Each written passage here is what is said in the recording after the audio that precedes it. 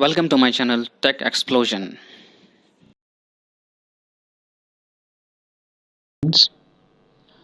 आज हम बात करेंगे लाइट के बारे में. So the today's topic is the understanding of light, and I have opted this topic today because the kind of profile we are in और जिस तरह का हम काम करते हैं, light is the basic thing that we all should know about, right? The kind of industry we are in AV industry. So audio video की अगर बात करें, चाहे वो हम साउंड की बात करें या लाइट की बात करें, तो बेसिक थिंग्स जो हैं वी शुड क्लियर अबाउट. देखिए, अगर बात करें हम लाइट और साउंड की, तो दोनों ही एक तरह से वेव है, राइट. दोनों को ही एक जगह से दूसरी जगह पे ट्रैवल करने के लिए जो ट्रैवल करती हैं वो वेव के फॉर्म में ट्रैवल करती हैं. डिपेंड करता है कि मीडियम क्या है ट्रैवलिंग का, राइट. लाइट की बात करें तो light is the only source जिसको ट्रैवल करने के लिए किसी मीडियम की जरूरत नहीं होती, and that's why it's one of the fastest way of travelling, right. Sound जो है, साउंड को मीडियम की जरूरत होती है. हाँ, डिपेंड्स कि आप क्या मीडियम यूज़ कर रहे हैं साउंड को ट्रैवल करवाने के लिए, राइट. और उसी मीडियम पे डिपेंड करता है कि साउंड की स्पीड क्या होगी. ओके. और लाइट का क्या है, लाइट को किसी मीडियम की जरूरत नहीं है ट्रैवल करने के लिए. It can travel in vacuum outer space और with medium too, right. So this is the biggest difference. See, waves, as I already told you, this is what we all are surrounded with waves. चाहे वो light के form में हो, चाहे वो sound के form में हो, वेव है वो, राइट. तो कितने तरह की होती हैं ये? एक है इलेक्ट्रोमैग्नेटिक वेव और दूसरी है मैकेनिकल वेव. तो इलेक्ट्रोमैग्नेटिक वेव्स वो वेव होती हैं जिनको कोई रिक्वायरमेंट नहीं होती मीडियम किसी भी, do not require any medium to travel from one destination to other. Signal को एक जगह से दूसरी जगह जाने के लिए किसी मीडियम की जरूरत नहीं होती. They can travel with medium और विदाउट मीडियम. और मैकेनिकल वेव्स वो होती हैं जिन्हें किस ना किस मीडियम की जरूरत होती है, राइट. अगर हम एयर की बात करें, विद एयर पार्टिकल्स ट्रैवल करती हैं, वो कुछ ना किसी एयर पार्टिकल की जरूरत होती है. होता क्या है, एक पार्टिकल दूसरे पार्टिकल को फोर्स करती है, दूसरे पार्टिकल तीसरे पार्टिकल को फोर्स करती है. तो उनका एनर्जी जो है वो ट्रांसफ़र होता रहता है एक पार्टिकल से दूसरे पे, दूसरे से तीसरे पे. और इस तरह से वो जो है वो वेव आगे मूव करती है, राइट. और इलेक्ट्रोमैग्नेटिक वेव्स जो होती हैं हमारी, वो कौन कौन सी हैं, जितनी भी लाइटें हैं, lights wave, microwave, infrared, X ray, ultraviolet rays, radio waves, these all are electromagnetic waves which does not require any kind of medium to travel. और मैकेनिकल वेव्स बोलें तो साउंड वेव्स, जिसको हम लॉन्गिट्यूडनल वेव भी बोलते हैं. here we will not be discussing about transfer waves or even will not be discussing about sound wave. Will be primarily discussing about electromagnetic waves only, or light only. Okay. So next slide में अगर मैं बात करूँ तो understanding of light. Light is an electromagnetic wave. Electromagnetic waves are waves which can travel through vacuum of outer space and with medium of particles, as I already informed you. Best example की अगर मैं बात करूँ तो optical fibre जो है वो light का one of the best example है जो आपको समझ में आएगा. Being a IT person, we already aware of optical fiber cable. We most of us might have worked with optical fiber cable. इसके अंदर जो सिग्नल पास होता है ना, it happens in form of light only. क्योंकि ये light के form में सिग्नल ट्रैवल करता है उसमें, that's why it's one of the fastest way to reach out at one from one destination to other destination. Okay, sound में क्या है? Sound is a mechanical wave. As I already told you, mechanical waves are the waves which need some medium or particles to travel. It pushes one particle to another to move forward. Okay, so I have just put this slide just for the fun fact, just for your knowledge, just to make you understand. Light is actually one of the fastest entity in the universe. Light is one of the fastest way to travel from one place to another, right. See, speed of light कितना है? Speed of light is 3 into 10 the power 5 kilometer per second. This is the speed of light. So because we have this value, so we can easily calculate the time taken by light to reach earth, right. क्या formula है उसका?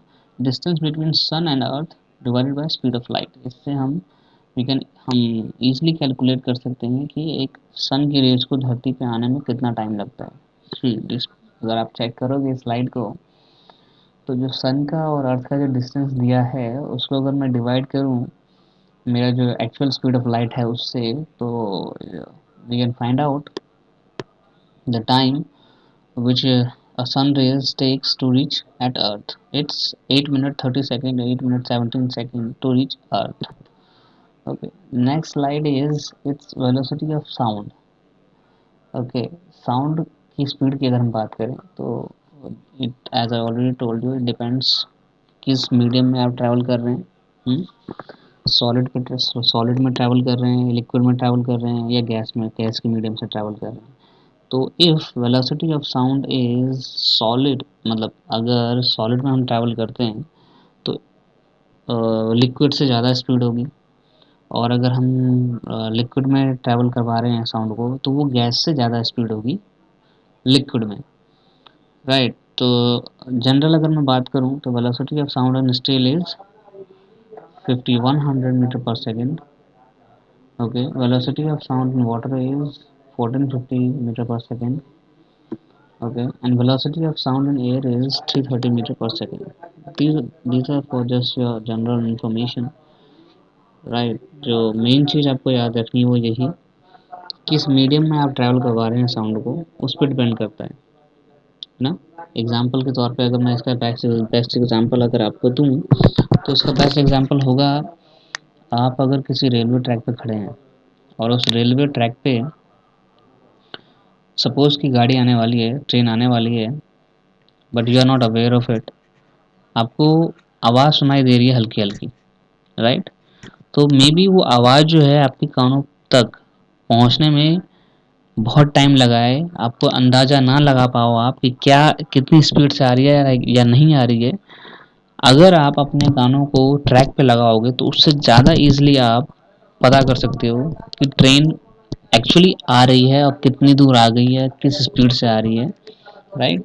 Reason, क्योंकि जो sound travel करेगी ना air में वो उस स्पीड से नहीं करेगी compare to that solid this track पे। अगर आप कान लगा कर सुनोगे तो उससे आपको ज़्यादा जल्दी आप गैस कर सकते हो कि जो ट्रेन आ रही है वो किस स्पीड से आ रही है।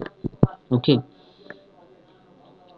See this actually my main motto of whole this discussion was this spectrum thing only। Okay, तो एक्चुअली अगर मैं स्पेक्ट्रम की बात करूँ तो हम सब ने स्पेक्ट्रम के बारे में सुना है कहीं ना कहीं। जब भी हम स्पेक्ट्रम की बात करते हैं तो सबसे पहले जो दिमाग में आता है वो जो हमारे यहाँ इंडिया में घोटाला हुआ था, दैट स्कैम 2G स्कैम जो हुआ था, 2G and 3G स्कैम हुआ था, राइट। तो उससे हम सबसे पहले रिलेट करते हैं। तो वो क्या था एक्चुअली, हुआ क्या था वो, है ना। तो उस टाइम पे मुझे याद है कि लोग बोला करते थे अब इंडिया में हवा भी बिकने लगी है, राइट। हवा भी बिकने लगी है, मतलब यही था जो हम डिस्कस कर रहे हैं। That was radio waves they were talking about.